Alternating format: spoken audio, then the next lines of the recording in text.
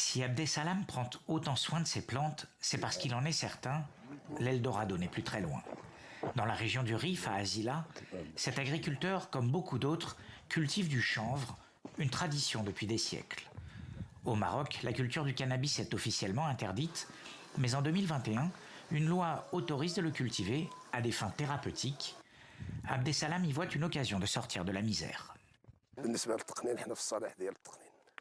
Nous sommes convaincus que la légalisation est dans notre intérêt et nous la soutenons. Les gens pourront au moins vivre en paix sans craindre d'être poursuivis.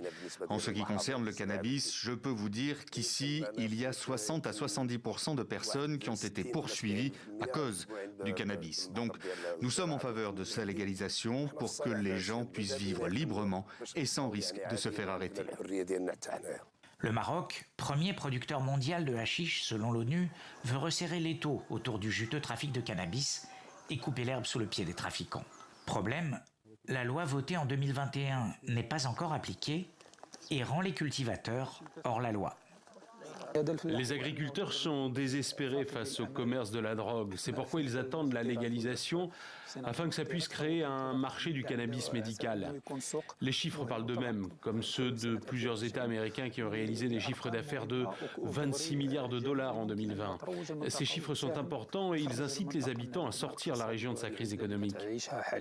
En 2019, les cultures de chanvre faisaient vivre environ 100 000 familles dans la région du Rif. Malgré les lenteurs et les réticences administratives, les habitants du village d'Azila et des alentours espèrent bientôt pouvoir, à leur tour, cultiver légalement l'or vert du Maroc.